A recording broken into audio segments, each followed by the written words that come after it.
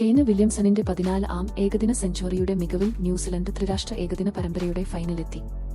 രണ്ടാം മത്സരത്തിൽ ദക്ഷിണാഫ്രിക്കയെ 6 വിക്കറ്റിനാണ് തോൽപ്പിച്ചത്. ഫൈനലിൽ പാകിസ്ഥാൻ ദക്ഷിണാഫ്രിക്ക മത്സര വിജയികളെ നേരിടും. ദക്ഷിണാഫ്രിക്ക ഉയർത്തിയ 305 റൺസ് വിജയലക്ഷ്യം കെയ്ന് വില്യംസൺ, ഡെവൻ കോൺവേ എന്നിവരുടെ ബാറ്റിംഗ് മികവിൽ കിവികൾ അനായാസം മറികടന്നു. കെയ്ന് 113 പന്തിൽ 133 റൺസ് നേടി പുറത്താവാതെ നിന്നു. ഓപ്പണർ ഡെവൻ കോൺവേയ്ക്ക് 3 റൺസിന് അർഹിച്ച സെഞ്ചുറി 107 പന്തിൽ 97 നഷ്ടമായി.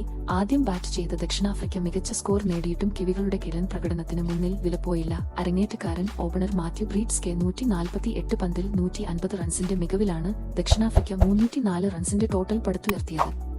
ഡിയാൻ മുണ്ടർ 60 പന്തിൽ 64 റൺസും ജോസൻ സ്മിത്ത് 51 പന്തിൽ 41 റൺസും നേടി. ദക്ഷിണാഫ്രിക്കയുടെ ടോട്ടലിന്റെ പകുതിയും മാത്യു ബ്രീറ്റ്സ്കെയുടെ സംഭാവനയാണ്.